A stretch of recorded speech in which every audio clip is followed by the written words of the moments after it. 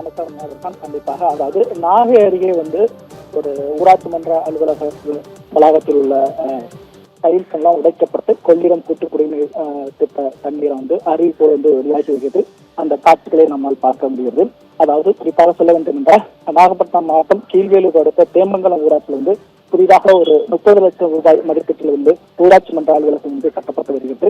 அதன் நுழைவாயில், அதாவது போர்த்துகல் என்று சொல்லக்கூடிய அந்த நுழைவாயிலின் அடியில கொள்ளிடம் கூட்டு குடிநீர் திட்ட குழாய் பதிக்கப்பட்டுள்ளது. அதாவது இந்த கொள்ளிடம் கூட்டு குடிநீர் திட்ட குழாய் திருவாரூர் மாவட்டம் ஓடாச்சேரியிலிருந்து கீழ்வேலூர் வழியாக கீழ்வேலூர் நீரூற்றுக்கு அங்கிருந்து நாகப்பட்டினம் நகராட்சிக்கு இந்த குழாய் செல்கிறது.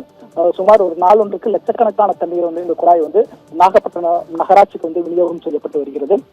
இந்த குழாவில் ஏற்பட்ட பிரஷர் காரணமாக உடைப்பு ஏற்பட்டு தேமங்கலம் ஊராட்சி மன்ற புதிதாக கட்டப்பட்ட ஊராட்சி மன்ற கட்டிடத்தில் போர்த்திகோ டைல்ஸ் உடைக்கப்பட்டு டைல்ஸ் எல்லாம் சிதறி லட்சக்கணக்கான தண்ணீரானதை பீச்சரிக்கப்பட்டு வருகிறது. அந்த காட்சிகளை பொதுமக்கள் பதிவு செய்துள்ளார்கள். இதனை கண்ட பொதுமக்கள் சம்பந்தப்பட்ட துறைக்கு தகவலை தெரிவித்திருக்காங்க. அதன் அடிப்படையில் அந்த குழாயின் மூலம் வெளியேற்றப்பட்ட நீரூற்றிலிருந்து தண்ணீரானது தற்போது நிறுத்தப்பட்டுள்ளது. சுமார் 1 மணி நேரத்துக்கு மேலாக தண்ணீரானது வெளியாகி உள்ளதாக ஒரு தகவலானது கிடைத்துள்ளது. இதில் சுமார் பல்லாயிரக்கணக்கான லிட்டர் தண்ணீராக வீணாகி உள்ளது.